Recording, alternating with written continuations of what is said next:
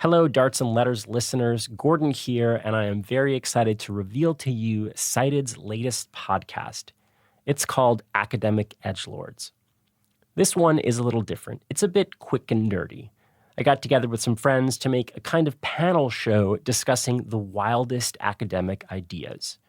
Basically, Academic Edgelords is a scholarly podcast about scholarly provocateurs. We are hosted by Ethan Xavier, Matt McManus, Victor Brazzoni, and me, Gordon Caddick. If you want to learn more about why we're doing this, I recommend you check out our first episode. You can find it at academicedgelords.com. We explain ourselves there. But this week, I'm going to play for you our second episode. It is about the ultimate academic edgelord, Ted Kaczynski. Yeah, we read the Unabomber Manifesto. It is called Industrial Society and Its Future. Okay, a couple of disclaimers, though, before we get going. Technically, yes, I'm hearing your objections right now. The Unabomber Manifesto is not a peer-reviewed academic text. You're right. You'll hear me on this episode talk a little bit about why we made an exception. Partly, it was not intended to be an early episode, but we thought of it as a special episode. Then Ted Kaczynski passed away, and we just knew we needed to run it as soon as possible.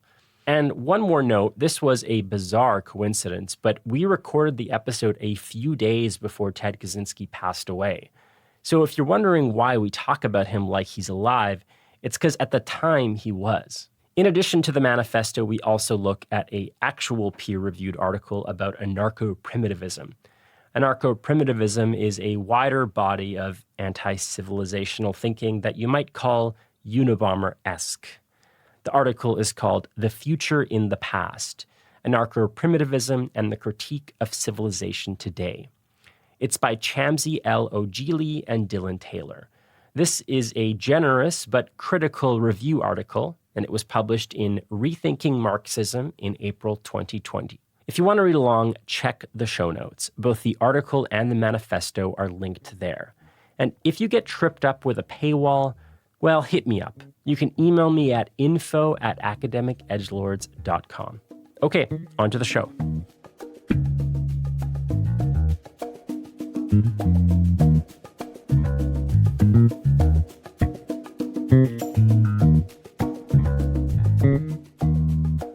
Because while I certainly feel stifled, and many others do, in a modern context, right? Again, there's a broader range of capabilities that I enjoy doing just something like this with all of you than I would on a deserted island where, yeah, I could jerk off all day and hunt a shark and nobody would stop me. But I wouldn't be able to podcast and talk about, all this shit. And I would find that very stifling, personally. But if we weren't here, you could just rant the entire hour. Think about how free that would be. Just fucking speak into the abyss, eh?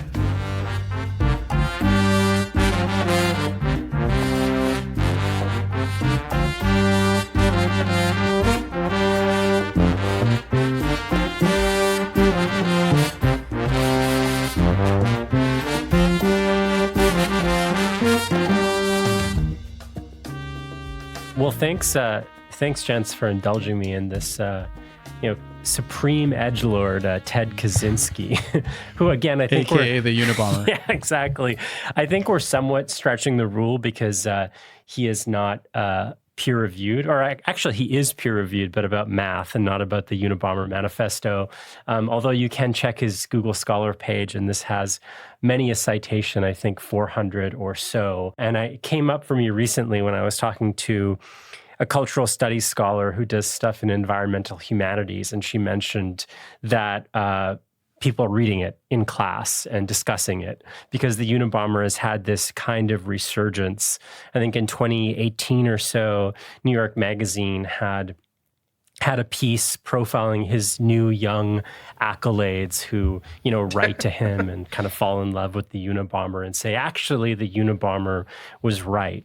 And I think figuring out whether or not that's true is important because I think more and more people in the context of like the tech lash or whatever you want to call it are turning to maybe not the Unabomber per se, although clearly some are. I think this kind of thinking of sort of anti-civ, anti-natalist, anti-technology, modernity, and wanting to sort of reject it all. And that runs through a lot of leftist and pseudo-leftist spaces, which is the actual peer-reviewed article does a good job of discussing. So we can talk about that. And maybe I thought I would, to get us going, share a little story of how I encountered anarcho-primitivism in the first place. So this is a very, very BC story, but while I was living in BC and doing my graduate degree in journalism, I wanted to do a radio documentary about the burgeoning scene of eco-villages on the West Coast. And when I got there, I quickly discovered people that were preaching societal downfall. They were still kind of concerned with peak oil, although that was somewhat on the wane. They talked about civilization, culture, and humanity as a cancer. They seemed very conservative. I actually almost wanted to sort of draw a direct parallel with the kind of right-wing preppers, because they were all about self-reliance, personal strength, not victimhood. And they said some outlandish things about, disabled people, or people that weren't strong enough, people that couldn't sort of didn't have the mettle to survive this really, really tough life that they wanted to live, that they idealized. And then as part of that process, I had an anarchist advisor on my committee, and we looked at sort of some of the tensions within anarchist thought. And that's how I discovered anarcho-primitivism, which is like this... An anarchist journalist? No, he was like a critical criminologist, but he was he was a sort of green anarchist environmental scholar. He was more on the anarcho-syndicalist side, and nice. And that's how I discovered this, which some people like, but other people in the anarchist tradition, certainly in the Marxist tradition, think this is crazy. And these are like public enemy number one, or should be for the left, in any kind of like rational modernist project. But anyway, so that's kind of how I discovered this. And I've had a kind of pet interest in these people. Being, a West Coaster, you hear every now and again, oh, so-and-so had a ceremony on the beach where he did some sort of mystical thing to celebrate his vasectomine, because he's come to the conclusion that humanity is a cancer and we need to like be one with nature. That's sort of everywhere. I mean, I actually came across it when I was writing a paper in Professor Ronald Biener's Nietzsche class, actually, because the question I got really interested in vis-a-vis Nietzsche was narratives of recovery, like narratives of finding some idealized past or capturing some human essence that's missing. And I was actually doing kind of a Lacanian psychoanalysis of this nascent desire in some political theory for some idealized state in the past, or glorifying some original human essence that is being obstructed by modernity, right? And like, that's something that very much is at play in Nietzsche. He's certainly not a primitivist at all, but he certainly is someone who's very critical of modernity and the distorting effects it has on some human essence, for lack of a better term. And then I remember when I was writing the paper, Professor Biener was like, well, Rousseau really needs to be a part of the story, because Rousseau has a lot like, and then in reading Rousseau and revisiting the Discourse on Inequality, which coincidentally I actually recently lectured on this summer semester for the class I'm teaching, and there's like a huge influence there in Rousseau, and like maybe Rousseau will come up at some point in this conversation, because he really does make a lot of strong arguments for the distorting effect that civilization, and I don't think he uses the word technology, but it's kind of implicit, technology, even philosophy, thinking, language itself, like the anarcho-primitivists, Rousseau sees as the kind of initial, sowing the seeds of destruction in human beings. And then like somehow in my searching, I came across anarcho-primitivism, and I was like, wow, this is an amazing view. One of the things that makes Rousseau distinctive is the fact that he offers the first compulsively non-reactionary critique of modernity that's nostalgic but doesn't look back towards some kind of aristocratic ruralism or Christianity. And I think that comes through very forcefully in anarcho-primitivism. And it's where I think actually sometimes the Marxists get anarcho-primitivism wrong. Because I know a lot of anarcho-primitivists are characterized by Marxists as inherently or crypto-reactionary, right? Because they want this return to pre-modernity. Not understanding that for a lot of reactionary critics of modernity that can also have a kind of ruralist bent to them, there's usually this idea that we're going to go back to aristocratic ruralism, right? Lords and their manors, peasants and serfs, in their fields, and then, a church that everyone will go to on Sunday. What's distinct about anarcho-primitivism is it does have this Rousseauian quality of, if we go back far enough, then what we find out is that human beings were fundamentally equal in their natural state. They're non-alienated, and people were happier then. And I also think that you can even make a connection to Rousseau's Meditations of a Solitary Walker beyond just the discourse of inequality, because a lot of the stuff that he points out there about coming to commune with nature and entering into himself through nature really has this kind of romantic quality to it that links back to this egalitarian desire to get back to nature and non-alienated human relations that seem impossible given the kind of vulgarity that emerges because of private property and the emergence of inequality. I will say, I agree that, largely speaking, the manifesto came off as mostly non-reactionary. But I did laugh when he was like, to be fair, our primitive state wasn't all good. There were trans people. He's that was an amazing moment. Yeah. That was an amazing moment. I couldn't believe it. Yeah. Did anyone else catch that? I did catch that. Yeah. And that constitutes 50% of what was most wrong with, tribal societies, Yeah. I mean, he mentions murder, rape, and trans people.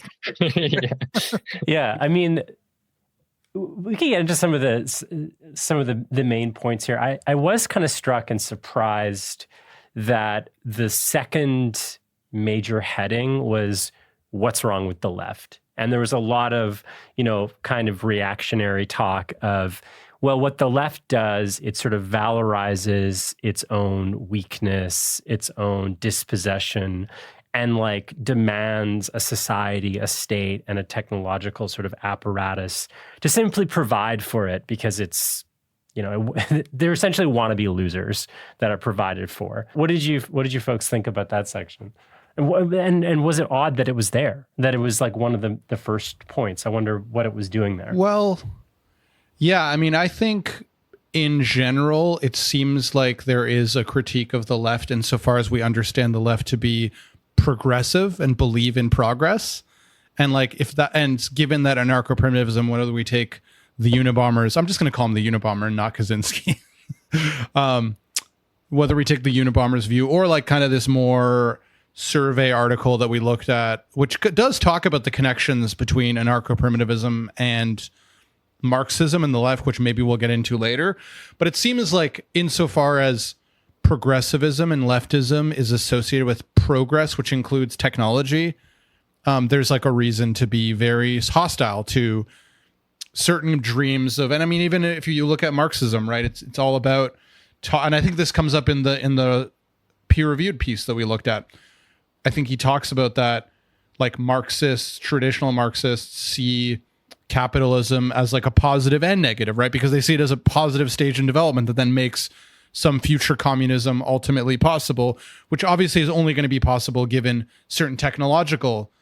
But the whole anarcho-primitivist Unabomber line here is that the biggest problems with civilization are actually caused by technology and caused by the myth of progress. So it makes sense to be critical of the left insofar as you associate the left with progressivism in that sense. Yeah, I think the survey article described Marxism and communism broadly as modernity's loyal opposition. Actually, I wouldn't even characterize it that way. I think that most Marxists are pretty vehement enthusiasts for modernity. There's a lot of textual evidence for this as well. Marx engaged in really quite a critical analysis of the Luddite movement. For people who don't know, the Luddites, who gave their name to people who are technophobic, were a group of workers who thought that they were being disadvantaged by the introduction of industrial technology, which was making it more difficult for them to acquire traditional jobs because you don't need to have spinning wheels when you have the spinning jenny. money, for example. So they wanted to smash the industry. And Marx was extremely critical of the Luddites, saying, no, what we need to do is to introduce technology precisely because eventually that's going to lead to rising qualities of life once it becomes socialized. And if we were to go back and smash it, then what we would return to is reactionary feudalism, which is also something that you shouldn't want and what you don't seem to be understanding. It just seems like anarcho-primitivism is almost like a more pessimistic Marxism, and that like anarcho-primitivists are like, yeah, since we started the transition away from this egalitarian state of nature, like everything's just going to be fucked until we go back. Whereas Marxism kind of tells the story of like, well, no, we get away from this egalitarian state of nature, and then we have to go through these various phases, slave society, feudal society, capitalism, and then we can return to like a transcended version of that original state of nature, like a sublated version of it. One touch point I would say, it comes up in the peer-reviewed article, is that they write that John Zerzan, or Zerzan, I don't know how to pronounce it, one of the sort of chief... I've heard it as Zerzan. One of the sort of chief anarcho-primitivists, an actual academic, I think, or someone sort of a fringy academic, does share the Frankfurt School as an influence, but like in a particular... Marcuse, Marcuse and Horkheimer Adorno, and the critique of sort of bureaucratic rationality, the spectacle, the sort of cultural aspects, the enemy producing ways that sort of the factors of relations of production like crush the individual or something like that. It's a totalizing thing that we can't, for the anarcho-primitivists, that we can't possibly like reform or escape. So in the article, they write about how the anarcho-primitivists constructs these conceptual totalities, right? The system, capital S, technology, capital T, right? Like the whole apparatus is not something that's open to sort of like, it's not a dynamic system that's open to political contestation. And maybe it has these sort of like stifling rationalities that the Frankfurt School can identify, but it's open to change, but not for the anarcho-primitivist. The anarcho-primitivist sees it as like a whole thing that needs to be utterly and completely rejected. I wanted to say, I think that I can understand why anarcho-primitivists would be impressed by early forms of Marxism, particularly Marxist humanism, which Marx himself was later critical of precisely for having this kind of reactionary quality to it, consistently emphasizing the alienation of mankind under modern technical conditions, and how the only way to return to mankind's essence is through some kind of repudiation of capitalism. I think his mature standpoint in Capital Volume 3 makes it very clear that he's moved quite a long way from that. In fact, one of the things that he consistently stresses is that technology and the development of civilization will potentially be the great emancipator of humankind. One of the problems is precisely the fact that technology, rather than being used to enable human capabilities, is being used to diminish human capabilities by forcing people to become one-dimensional, when through technology we could develop many different aptitudes that we don't have right now. I think it's actually in the peer-reviewed piece, the kind of survey piece, there's a part where I think these two authors sum up like the anarcho-primitive position pretty well. They kind of call it radicalized and expanded anarchistic critiques of power. So they say that for the anarcho-primitivist, power relations are pervasive, entrenched within all aspects of life. Civilization as a conceptual object encompasses state, private property, patriarchy, war, technology, and power relations generally. And it's associated with abstraction, separation, instrumental rationality, mediation, fragmentation, mastery, hierarchy, objectification, ordering. And so then the normative claim from this is only through dismantling civilization can humans recover an enchanted unity with nature, meaning dignity and harmonious community. And, I think the other thing that especially the Unabomber emphasizes, but so does the views in the survey article, like a special kind of autonomy, or like a more original kind of autonomy, where like once those structures are dismantled, then you're fully unified. And I think there's a lot in that quote, which is really interesting, which reminds me of my kind of psychoanalytic critique I made of Nietzsche that I was alluding to or mentioning before, because like I think there's this fantasy that we can see here where like all these things are separating us from some wholeness, right? And like this is sort of the fantasy of the anarcho-primitivist in part. It's like we can recover some human essence, which will give us some sense of security, some sense of wholeness.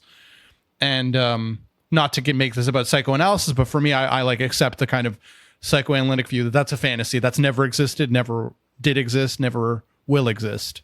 A kind of sense of wholeness. But if I could just make a kind of small jab here, if you're being fully Freudian about it, it could be the case that we are all as men searching for some whole that always seems very out of distance. But, you know. Get the fuck out of here. Anyway, so I don't know how helpful that is, but like that, I just wanted to kind of get on the table what I saw as like the position as laid out, at least in the article, of like what we're talking about. I think that's absolutely right. It's like it's not that it's a kind of, it's not capitalist domination that's the problem. It's like instrumental rationality, science, bureaucracy, reason, language, civilization, anything that puts a kind of order and sort of pumps us into the machine and disconnects us from our oneness with some imagined nature, ultimately. Exactly. It's a much more fundamental problem. In a way, it's like a lot more, as Ethan was saying before, it's very pessimistic, because if you accept the position, you're like, oh shit, the problem is actually much more fundamental, right? Yeah.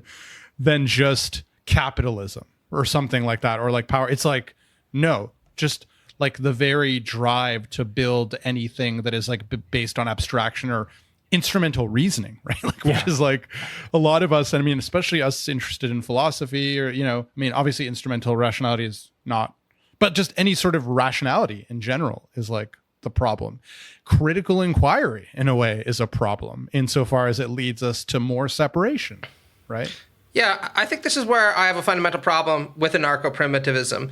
Now, I do think there's an argument to be made for it, but I'll start with my problem, which runs along this dimension of what we would call authenticity, right, and the aspiration for authenticity. I'll just use that term. I tend to take a Ziziekian standpoint, both in terms of the human psyche and its relationship to nature, right? I do think that there's this yearning for a sense of wholeness or completion, even a manic desire for a sense of wholeness or completion that has often been coded as a yearning for authenticity that I ultimately think that human beings should reject, precisely because I think that authenticity, or purity of heart being to will one thing, would ultimately do a disservice to our nature by making us more myopic and one-dimensional in exactly the way that Marcuse is being critical of. And I really, really think that ascribing sublime characteristics to nature, even theic characteristics for nature, is just a form of projection onto our part. I think that Zizek is absolutely right that nature maybe is not a catastrophe, as you sometimes put it, but it is just material processes occurring, right, without any kind of deep intrinsic reason being latent within it that one can participate in, right? And projecting any kind of meaning into that will then back into you, right, recursively, I think is a serious mistake or a fantasy, right? So I'm just not attracted to it from that standpoint. Now, the argument that I do think that anarcho-primitivists make that does have some weight to it is the environmental argument that I was surprised the article didn't really dive into. And we could talk about that later on, but I just wanted to lay my cards on the table and say that I have no aspiration to go to the country and frolic naked in the grass unless I'm drunk or on shrooms, in which case maybe for a couple hours. But beyond that, I am with Marx that I think the more apt way of thinking about how to secure human flourishing is to precisely insist that we are many things and not one thing, and to try to secure a world where the development of human capabilities becomes an end in itself. Whether or not that can be compatible with environmentalism, that's a whole different question. To your first point, sort of play devil's advocate, or maybe not to play devil's advocate, but I think it's worth articulating what exactly, to Victor's earlier point, that the conception of autonomy that the Unabomber and anarcho-primitivists in general, what exactly is it they're longing for? It's not necessarily an imagined nature. I don't like, you could like in certain instances, he does say, you know, maybe you're sort of subject to the weather, or there's like certain natural disasters that you can't control, and XYZ. It's not a perfect primitive that he's longing for. But what he's saying is that essentially, to run through the basics of the argument, we live in a society in which, well, as people, we have a desire for something he calls a power process, which is essentially that we need to have goals whose attainment requires some effort, that we have some chance of success, and we do so with some degree of autonomy, both as individuals and like small collections of people. But in industrial society, our own autonomy and our goal seeking is essentially subverted because we have a society that sort of provides most of what we need for us. And then so long as we oblige, so long as we obey, we go to work, we obey the edicts of the technological system, and our basic needs are met. And then we essentially fill that goal seeking and achieving with a bunch of surrogate goals that actually aren't particularly helpful. So we have all these psychological problems produced by this process, essentially by our power process being stifled. Now, what's attractive to the primitivist about the primitive is not necessarily that it's a utopia, but that it's a world that's sort of built of our own making. So in modern industrial society and industrial capitalism, what I think is good, what anarcho-primitivism gets right, is that they capture the sort of alienated and interconnected, complex nature of our society. I mean, all of the sort of theorists of modernity do this. So Habermas, Giddens, and co. They say, actually, we live in a risk society. We're dependent upon all these expert systems. We have little to no agency or control over it. This produces this sense of like distrust and alienation. That is what the anarcho-primitivist is talking about. And in fact, even Ted Kaczynski to his manifesto, he says, probably about 500 to 1,000 people make real choices in this society. So if we can't make real choices, that's the problem. And in the primitive, even if that's terrible materially or worse materially, at least we are making free and choices as individuals and as a small collective of people. So just to get the basics of the argument down. Yeah. I mean, a lot of that stuff in there was super interesting. And that was sort of where I started finding that like his account, like the Unabomber's account was, there were a bunch of points where I was like, okay, I disagree. But in terms of when he's talking about the sort of malaise of various ways in which modern society has functioned, and I know Ethan kind of felt the same way as far as from our earlier chatting, but yeah, I found some of that stuff appealing. But Ethan, you haven't talked in a while, so like I'll give you the opportunity if you want to jump in. Yeah, I mean, I think like, and what Gordon was mentioning, I also think is like part of this more meta point, which is like, he has this argument that like, well, we evolved under certain conditions and we evolved to be used to certain conditions and certain patterns of behavior. And then we have all this like rapid change, and all of a sudden we're living in an environment that's just like completely mismatched from like the conditions we evolved to flourish in. And so I think like, that's sort of like, there is this idea of like, there being this like ideal state where like we're sort of in unity with nature, and something something about modernity is like this fundamental mismatch. And it is almost like this religious notion, but I do think it like is lent some plausibility by this sort of like mechanistic argument about like, evo psych or whatever, which, I'm not exactly sure what the merits of that are, but it's an interesting like argument nonetheless. I mean, I think I agree that, I find it, I think it's a bit weird because like I almost think Ted Kaczynski on the one hand is too pessimistic, and on the other hand like not pessimistic enough, which is like I think we both have pessimism but like located in different places, where like he's more like optimistic about how good the state of nature was, at least like from what I read, whereas I'm kind of like, no, I think the state of nature was shit. I think it's like horrible. I think nature is a really brutal and unpleasant place. And then like, I also think it's the case that probably as we sort of like bettered our own position and developed society more and more, we create all these new problems in attempt to address the problems with nature. So now we have this new host of problems, like he mentions, we're overcrowded, but we're still lonely because we don't have these small, tight-knit communities that we used to have. And our work is non-autonomous and not empowering like it used to be, and so on. And so we traded in all the old problems for a set of new problems. And I think like the question we should be asking is not, how can we return to the old problems, but rather like, okay, how can we synthesize, like try and like obtain the things that were good about the state of nature and mimic them while also getting like the benefits of like technology. Like, I think that's probably like a more productive direction to look in, I feel. Yeah, and this is where I also wanted to say that I think there can definitely be a fascistic quality to certain forms of anarcho-primitivism. In fact, I don't think there are, anarcho-fascist communities and green fascist communities that appropriate very similar rhetoric. And it's not a coincidence that the language of authenticity that is common to some flavors of anarcho-primitivism can also be very, very easily wielded by reactionaries. Because let's take Gordon's kind of description, at face value. This idea that the world is not something that is my creation because I am invariably determined by the choices and actions of others within industrial civilization. So the only possibility is the return to a more competitive but ultimately more natural state where my strength and independence is able to assert itself against the world. That very much has a kind of fascistic quality, right? Oh, yeah. And synthesizing this modern emphasis on the will and self-creation with a more antiquarian desire for strength, independence of capacity, almost these kind of aristocratic virtues, right? Along with all the localism, ruralism, and so on. Now, that's not to suggest that anarcho-primitivism is inherently fascistic. I'm not making that claim at all, right? I'm just saying that coded in this way, it can very easily transition in that direction. And I would argue that Kaczynski was leaning towards that. I mean, I was actually about to say that I think the Unabomber is surprisingly, he's very, at the end, I only had time to skim his kind of recommendations at the end, but when he has really views that I obviously don't accept, but I think he's pretty clear in saying he doesn't have a political project in mind exactly, other than just destroying civilization.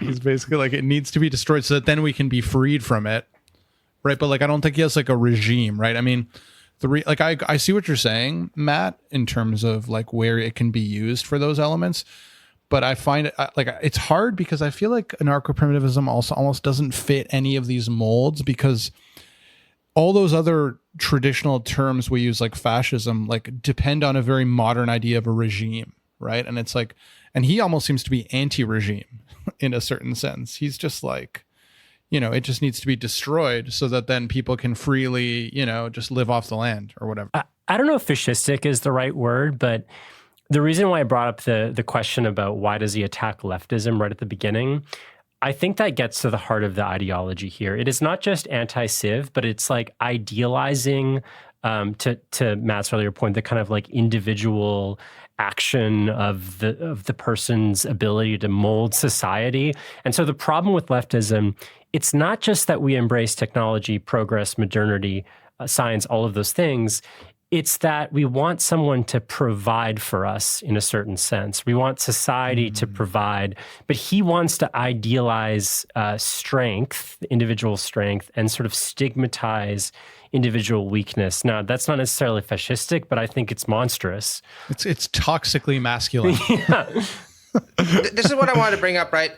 Alexander Reed Ross, in his really good book Against Fascist Creep, has pointed out, and this is what I was going to get to, that Kaczynski actually has had a profound influence on eco-fascism, or green fascism, it's sometimes called, because exactly the reasons that I kind of laid out, right? But you can think about how this could be appropriated in very, very direct ways by contemporary fascists, not classical ones, who I agree tend to be statist, sometimes hyper-modernist in certain respects, right? But eco-fascism is distinct from what we might call generic or classical fascism, where it tends to emphasize things like, again, this return to nature in order to express one's will within it, an emphasis on individual strength and self-creation, but also in local communities that are usually racially coded, with this idea being that we can most harmoniously live in small-scale communities that will put us in touch both within our own nature and nature generally, if they are white, frankly, right? Yeah, for sure. Well, there's definitely a kind of accelerationist bent here too, right?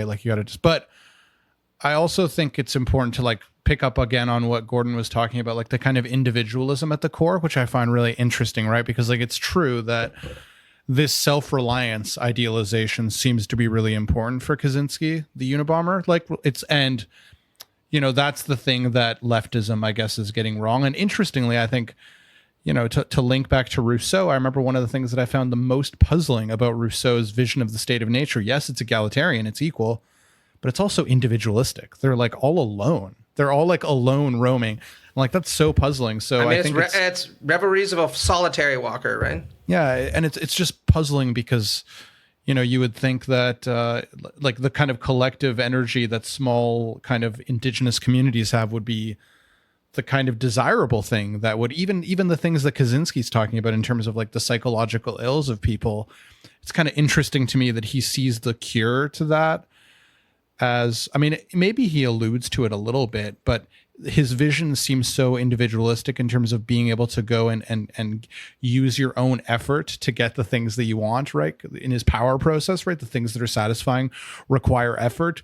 And there's a kind of individualist bent to the way he frames it. Well, it seems to me that, a lot of the things that are bad about modernity are the ways that they disconnect us from each other. Yes. It's interesting. Like, I was going to say something similar about, like, it seems like sort of the right wing and prims kind of get wrong. Like, I'm kind of in agreement that there is something desirable about like primitivist society that was lost when we sort of transitioned to modernity. But I think like a lot of the more right wing anarcho-primitivists kind of misdiagnose what was desirable about that state. And there's an interesting set of anecdotes. I read a book called The Dawn of Everything by David Graeber and Wengrow. And they talked about some anecdotes, I think towards the beginning of that book, where like, we have examples where people who lived in these very tribal, primitivistic kinds of societies went over and lived for like a couple of years or so in like a modern society. And when you gave them the opportunity to either stay or go back, they always chose to go back.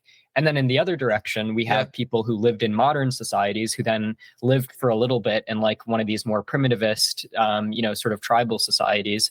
And when asked, okay, do you want to go back to modernity or stay here? They always chose to stay. And so it seems like when people are given both options, they usually prefer primitivist sort of forms of organization. But when you ask them why, like what was desirable about that sort of primitivist organization, the two main reasons that they give is that one, there was much more community, and two, there was much more equality between people. And I think that's what a lot of this misses. I mean, it's sort of critique of modernity. I think we share a lot of those sort of precepts. I think what it doesn't recognize is the beauty of like a social body, like doing things that are great and wonderful and beautiful. Like the goal seeking here is just an individual, like on the plain or in the forest doing whatever. I mean, where is the greater heights that humanity sort of can strive for and achieve? It's just like all of culture is wiped out. There is no culture here. There is no progress here. There is no science. There is no technology. I think that really sort of degrades all of humanity.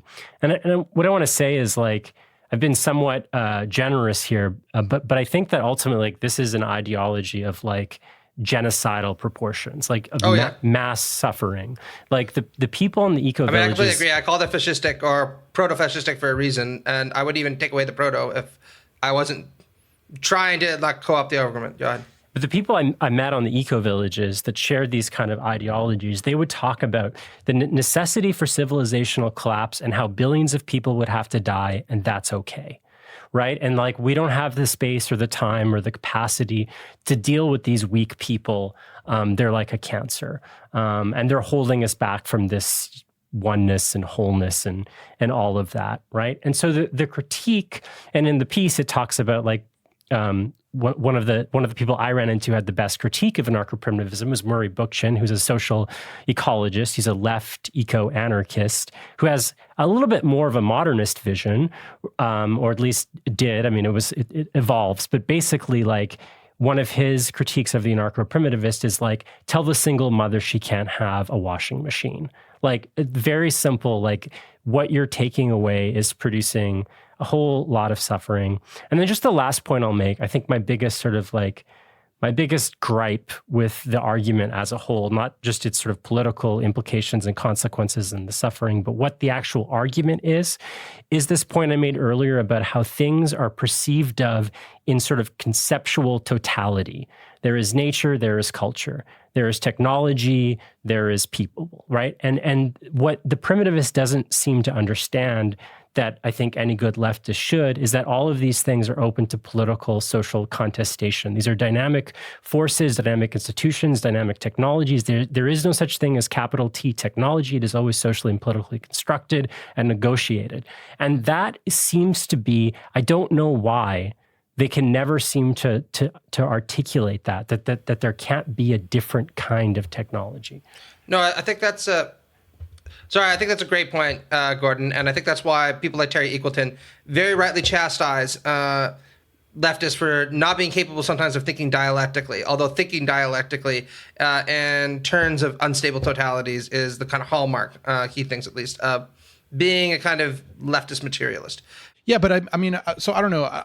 I don't know if someone else wants to jump in and but I think it would be worth just exploring specifically some of the things that he talks about and why, because I think what Kaczynski does, which kind of surprised me, that was, I mean, I don't want to say good, but in a way, I guess I came in with super low expectations, right? But what he does is kind of go through a bunch of different possible answers for why civilization might be able to solve certain kinds of these social problems, and then gives kind of responses for why he doesn't think those things are going to work, right? We have to give people opportunities.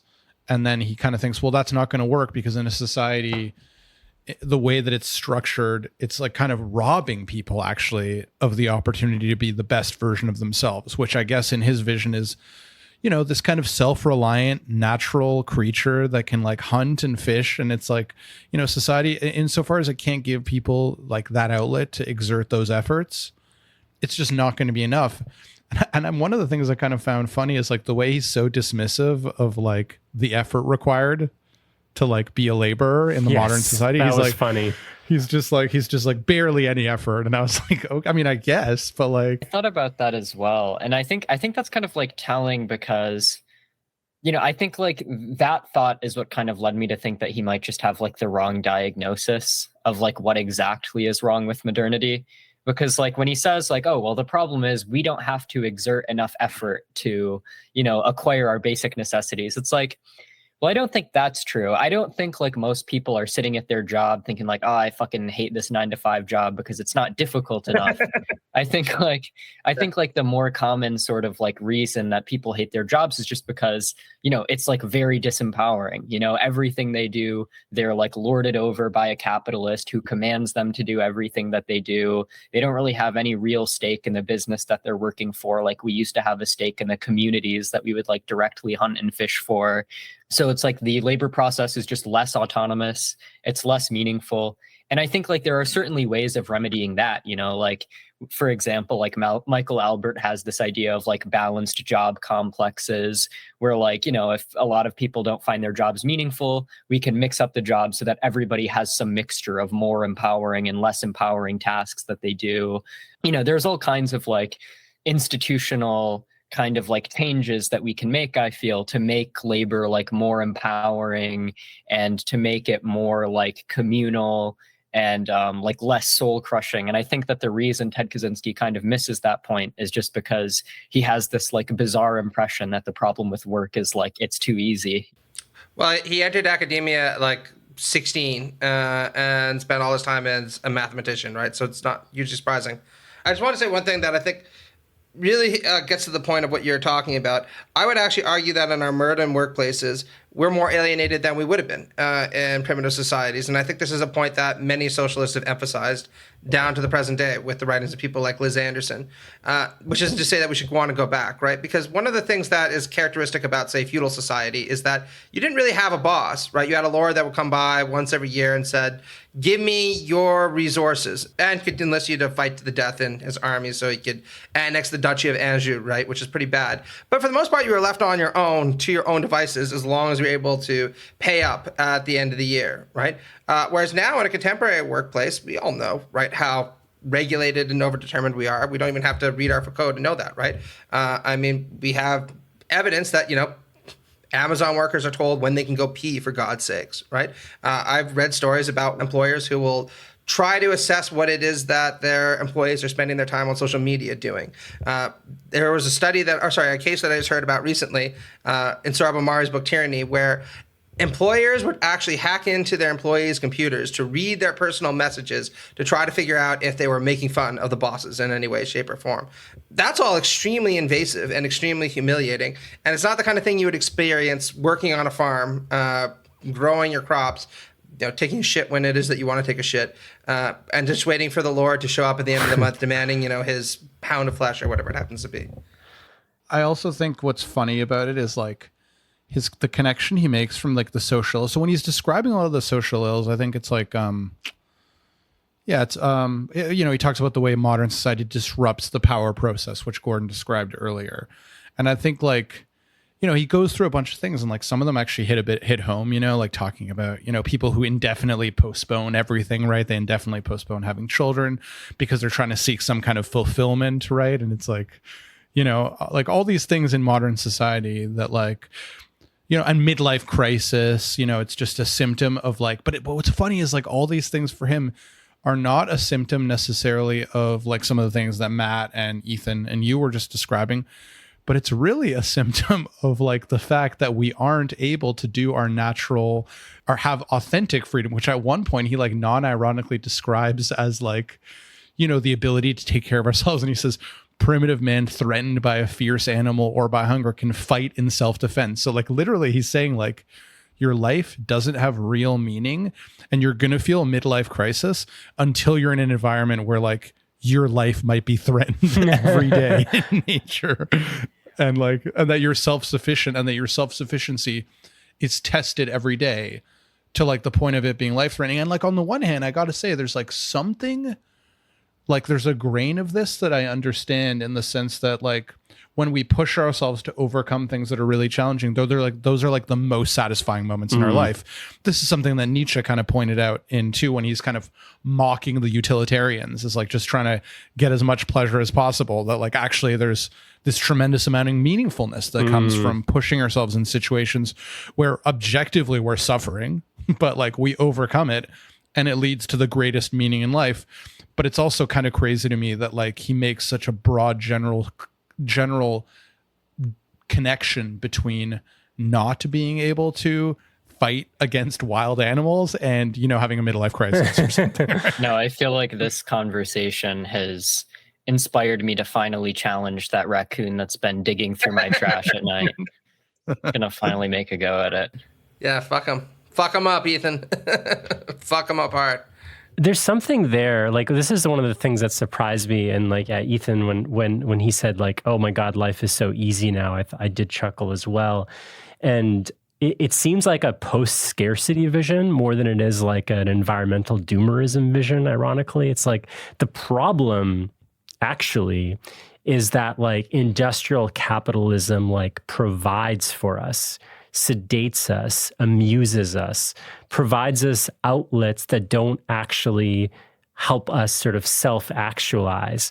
Now, his kind of expression of that as like fighting a lion, I think, again, just degrades the human race. But I do think that there is a point there that like there is maybe like strands of a kind of like juvenile online leftism where it's just like, I just want like UBI and not to like work hard, and I just want to like chill and like smoke weed. That to me seems so alienating and so like like it would be benefit from reading this in a certain level, right? Because like I do think there is something about like actualizing our goals that's important.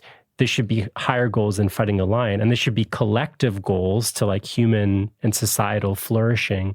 But just being provided for in a post-scarcity society, I do think that would never quite satisfy. Oh yeah, I think there's been a long-standing critique of that going all the way back to people like Dostoevsky, right? In Notes from the Underground, where he talks about the Crystal Palace and how even if you could design a utopia, one of the first things that people would want to do would be to smash it, just to assert that they were smashing it as an act of will, right? Yes. But I want to go back to this point about fighting the lion and violence, because again, I think it reflects well on his influence, not well, it reflects on the influence he can have on things like ecofascism, right? Now, one of the things that I want to point out is I do think that there is a edifying quality to struggle. And you can talk to some soldiers and they'll tell you that there is a sense in which life obtains a thickness of meaning in situations where life is risked that can very rarely be found in any other instances. Maybe at birth, maybe in certain kind of transcendent moments, but it's very hard to emulate, right? Because everything comes into focus and is at stake in these kind of contexts. I think that the problem is the idea that this can be generalized to any kind of social context, or even that it would be beneficent to generalize this to broad social context. Because while it might be the case that in some circumstances, engaging in life-risking activities can be edifying, climbing a mountain or whatever it happens to be, or trying to save someone's life by running into traffic, I don't think it would be conducive to human flourishing to encourage people to do that day in and day out. In fact, I think that if you had a society where that became the generalized rule, what you'd wind up with is a society of psychopaths rather than one where people push themselves to become the best that they possibly can be. And I think that we can see that because every attempt to generalize this ethic of the edification of violence has failed catastrophically and produced just the kind of result that I'm talking about. And like one of the senses I got from reading the Unabomber is like, he clearly has like intellectual chops, but he just hasn't read anything. Like I felt like he was making like interesting arguments, and I was like, wow, like if only you'd engaged with Rousseau or Hegel or like all these other people, you'd have something more interesting to say. Because like the account of freedom where like you're free to fend for yourself, fight off a bear and like exert yourself, and then like how society kind of is structured in a way where we don't have that freedom anymore, right? Where like that is taken from us because there's this new infrastructure that sort of determines a certain number of choices for us. And the way also technology, maybe we can talk about too in a little bit, like how that's enmeshed. Like I was sympathetic to it all to some extent, but on the other hand, I was like, he's describing, like if you would have read Hegel, for example, right? Like Hegel has this whole like evolution of freedom where he talks about how in the state of nature, like you have this kind of individualist freedom where, yeah, you can do anything you want because there's no overarching structure to tell you not to. But on the other hand, it's actually like you're not free at all because you're kind of stuck in this situation where like you're in this natural corner with these trees living off the land, and there's a bunch of things that are out of your control, right? Like being hunted by an animal, like being able to farm, for example, like and have like there's a bunch of things that aren't free. And like he makes this argument that like civil society, is actually this evolution of freedom where it's like you give up that natural freedom, but there's actually a kind of freedom that is transcended, that is like this social freedom. I just kept wishing, I was like, wow, it would have been interesting to hear him respond to Hegel, right? Or other anarchists. I mean, I think he at one point refers to himself as an anarchist. And, the anarchist tradition has like the richest tradition of theorizing what exactly like the individual freedom and creative flourishing is supposed to look like. So you could read someone like Emma Goldman, who would call this a sort of crass individualism. And you could look at the social anarchist tradition, which has actually like ourselves are realized in community, that the kind of freedom that we have fighting a lion on the savannah is a very, very like impoverished type of freedom. Yeah, absolutely. I mean, one of the examples that I sometimes give in my class to talk about that is to say, imagine that you were on a deserted island, right, where there was no civilization. Would you consider yourself more free than if you were living in a big city like Toronto, right? I think that most people would regard that very quickly as a prison, right?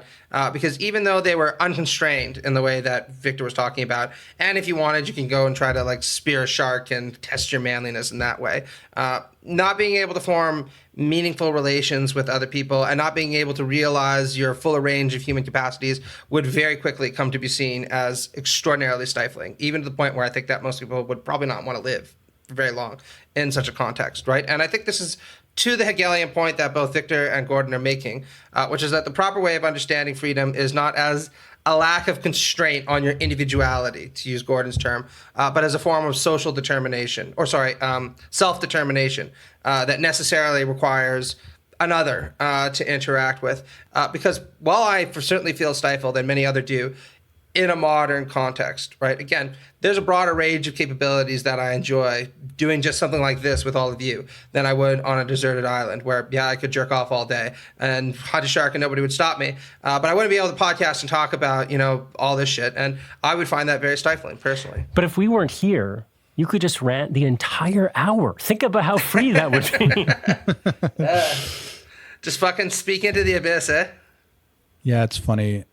I think also what struck me too is like going back a little bit to the diagnosis because of the way that these things cause these crises and these psychological, ills that he identifies as being connected to these modern conditions, technological conditions. Like as I was saying, I'm somewhat sympathetic to those things, but like I also kind of have like my own speculative theory about this stuff about what is like the and certainly like modern conditions are connected to it, but whenever I read something and then obviously knowing what happened with Ted Kaczynski and becoming the Unabomber, it's like, I haven't actually looked this up. I did watch the Netflix documentary about him, but I haven't actually looked this up. But like I always just think, okay, like parents, like how, like what happened to you, like like what, and like I do personally think that a lot of modernity's ills, yeah, they're connected to capitalism, technology, but I think that my sort of psychological theory is that like the reason that those things have an effect is because it doesn't put parents and families in a strong enough position to actually put the time in that's necessary to like give their children, the kinds of attention that they need to become, confident, self-motivated members of society who like don't start to get anxious and depressed all the time. Right. And that's kind of my like totally speculative, unsubstantiated bro science theory, but like that's kind of what I think. Speaking of speculative science, I think someone had mentioned this before, but like one issue that I had with the Unabomber manifesto really was just like, I can't count the amount of like empirical claims that he made without really having any empirical evidence for them. It was kind of just like, well, this empirical claim seems like intuitive to me, which, like is fine to do sometimes. But like if I were going to bomb people, for instance, I would want a more solid sort of empirical basis for my views than sort of intuition. Yeah, absolutely. Totally. There's a lot in there. Like, I don't know. Like, he does strike me as someone who's super intelligent, but not, to Victor's point earlier, not particularly well read. Apparently a prodigy, right? Yeah. Random factoid. Apparently, his IQ is like 167. Oh. And he went to where you are, Matt. University of Michigan is where he did his PhD. Proudest alma mater, yeah. I have a different, somewhat psychological take on him. This is just armchair psychologizing, though. Although I do want to say I think it's funny that Victor finally seemed to affirm the wisdom of Helen Lovejoy that we just need to think more about the children, right, in order to get everything right. It seems to me that there's a kind of neurotic quality to his writing that conforms to what Freud talked about when he described neurosis as almost this kind of hyperlogical sensibility, really, where a neurotic will have one big idea, extrapolate a huge number of conclusions from that, and then see the world as effectively reflecting that big idea back to them and conforming to the patterns that he extrapolated everywhere. Because it seems to me that Kaczynski at some point got this idea into his head that modernity and the modern world was radically fallen and radically deficient. And qua Mouthy's comment about a lack of empirical evidence, he just seemed to extrapolate from that thesis that anything that he looked at conformed to this belief that society was radically fallen. So while he's definitely crazy, let's be clear about that, right? There is a kind of hyperlogicism to his insanity where he just takes this idea and runs with it to its maximal extent. And I think that really, again, shows the danger to Gordon's point about thinking undialectically about things and adopting this totalizing, hyperlogical sensibility without being attentive to nuance, context, and all the other things that, as academics at least, or prodigies in the case of Ethan's case, we need to be sensitive to. Can I just share two tidbits here from his Wikipedia page? I should have done this earlier, but just to sort of armchair psychoanalyze him a little bit. So one of the main things that comes up here is while he was studying at Harvard, he was part of a psychological experiment that he described as brutalizing. I'm not going to go through all the various psychological and personal abuse that he went through. But some people, he was humiliated, he was demoralized. Some people thought that it might have actually been part of MK Ultra, that this person was sort of doing mind control techniques. I don't know all the particulars of this. People can look it up later. But I think it's probably fair to surmise, although here it says that Ted Kaczynski denied that this had any significant impact in his life. I think it's probably fair to surmise that his sort of like total disregard for the scientific enterprise and like instrumental and technical rationality might be somewhat shaped by this period of like intense abuse that he was put in through by a preeminent psychological scholar at Harvard. And then later on, it says here that at one point he was deciding to undergo gender transition. So which is funny because of that sort of anti-trans comment that he made in the manifesto. Could transitioning have saved her is the question. I like that you've already switched the genders there. Yeah. I mean, it was funny, like the way he just mentions that. I actually found the quote where he's like, it is true not all was sweetness and light in primitive societies. Abuse of women was common among Australian Aborigines. Transsexuality was fairly common among the American Indian tribes. And it does appear, generally speaking, the kinds of problems that we have listed. Yeah, so that's another thing. I mean, I remember when I originally read through that, obviously I was like, wow, that's kind of weird that's like a mention of a social ill. Like, it's just clear to me that even if we were he points to important features of our ancestral environment that the lack of those features is really distressing to us or really harmful to us. And that's pretty plausible to me. I think that's probably true that there are things like that. And, I'm even open to the idea that the ancestral environment is better than what we have right now. But then it's okay, well, stepping back from that, there are these additional questions, which is one, is our ancestral environment optimal? Or is there some better alternative way of going about handling technology that would be better than what we have now and what we used to have? And in addition to that, from where we sit right now, from our current practical standpoint, what's the best, most practical direction to be moving in? And I would say that I think there probably are ways of handling technology societally that would be optimal and better than our ancestral environment and better than what we have right now. And I also think from our current practical standpoint, the most practical option in terms of expected value probably is not trying to abolish technology. I don't think many people will go for that. And I don't think that movement will have better success, will have much success. So it's okay, well, we should probably be trying to more think about how we can fine tune our current society such that we get more of the benefits of what we used to have without giving up the costs, having more community without giving up antibiotics, for instance, and it also just occurred to me that maybe the reason he emphasizes individualism is because if he admits that, we would have been collective at the time, then I think that it's very plausible to assume based on anthropological evidence that in these tribes, in these more tribal societies, it's not there's not these coercive kind of traditional structures that emerge that do constrain, right? Insiders and outsiders, right? These things exist in tribal societies where you're part of the tribe, you're not. Are you deviating from our traditions or are you not? That kind of constrain your behavior. Those things seem to emerge spontaneously. Right.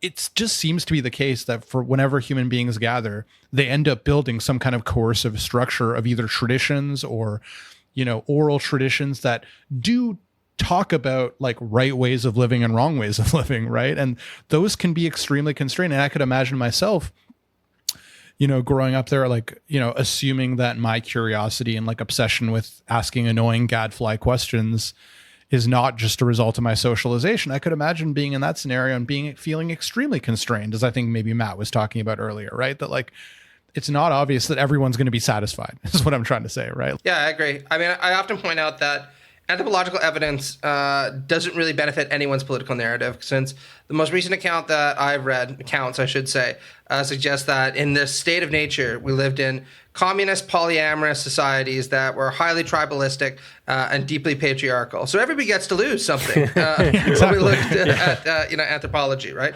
And I don't think anybody would want to go back there, right? But the other thing that I think that's problematic, that speaks to Victor's point, is I tend to think that if people were truly happy in these circumstances, then we'd see something emerge like what emerges in Goethe's Faust, right? Where Mephistopheles says, if you're truly happy and you settle for a minute, then you're not going to want to leave, right? And this is kind of part of the trick that's played.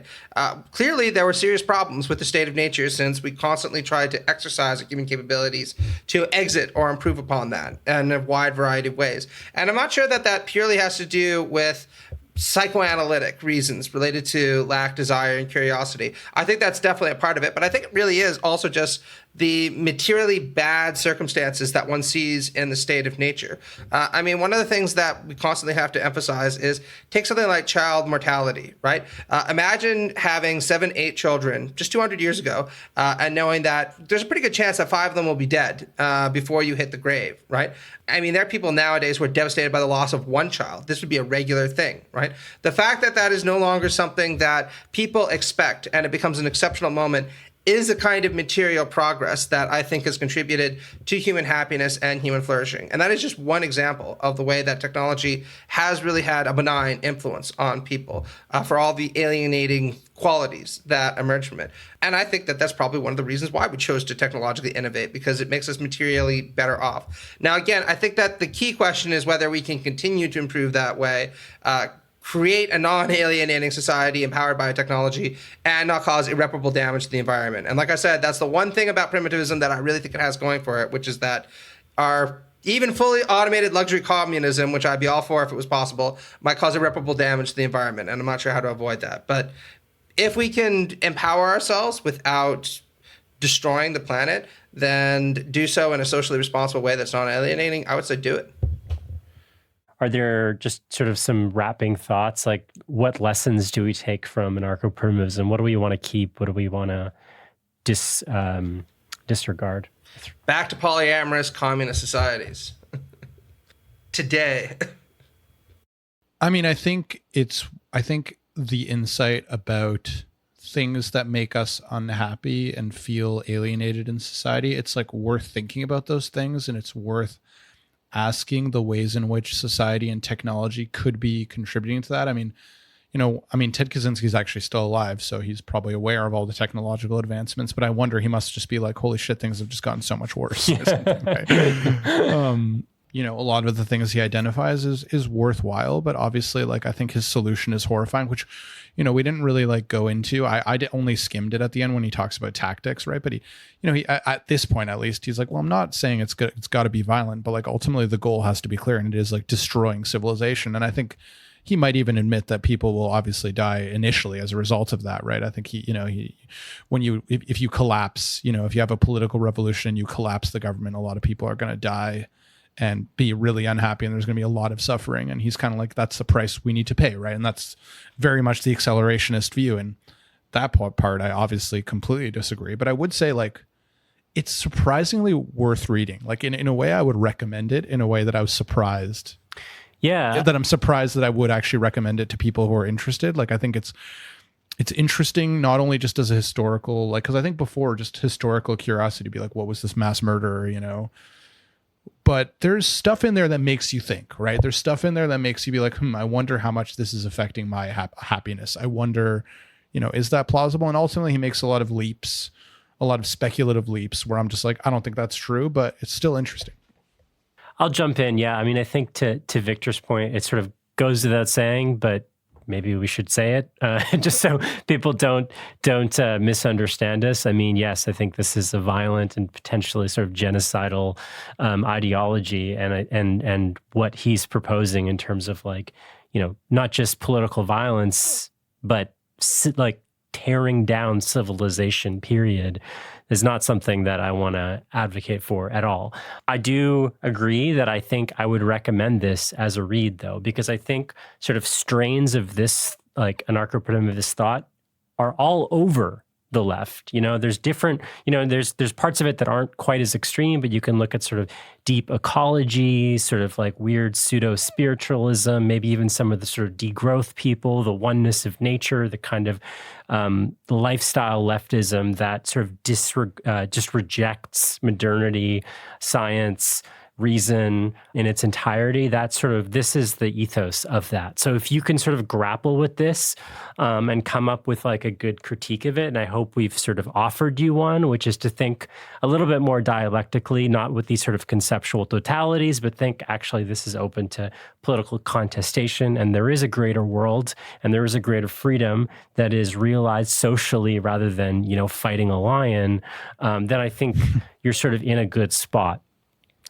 The sources of our unhappiness, I just don't find it plausible that it's because I can't be at risk of certain death in nature all the time. I just don't see that as being plausible. Well, I don't know. Mouthy might be really happy if he fucks that raccoon up. Yeah, that's true. I'll report back on how much meaning I felt after. I don't know if your life is at risk of death from a raccoon.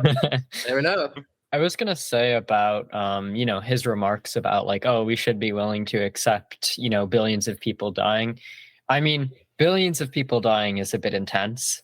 I will say, I will say, I think I would, it's nuanced, but I'll say in terms of full on revolutionary political violence, I oppose it because I don't think that's an effective way to bring about a good society. I mean, I'm not sort of deontically against political violence in the sense that if I were 100% convinced that political violence was needed to bring about permanently bring about a world which is just much better than the world that we have right now, I would think, I sort of have to some extent a consequentialist bent, and I would think that's probably worth it. But if you're going to come to me and tell me okay, we're doing a revolution, billions are going to die, but we're going to get a lot. And I'm like, okay, what are we going to get? And then you're like, oh, well, you're going to get to fight lions and die of 26 from a scratch on your arm. And it's okay, well, I'll stay in my room watching TV. Thanks.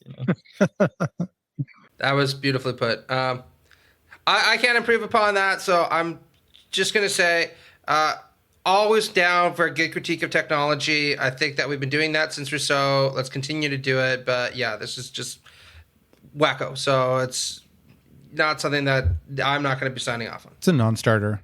Yeah, I think the most generous way of saying it's not that you're just gaining, risk of death, but you're gaining the vital essence of what it means to be a human being would probably be the way that he would want to put it. Yeah. But I don't think that's very plausible. Well, there's always fucking Alaska. He's welcome to go there. Well, he's in jail. He probably would if he could.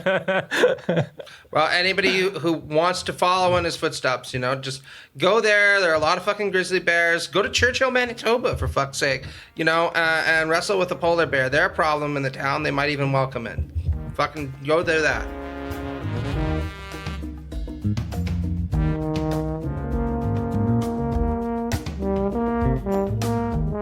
That was Academic Edgelords.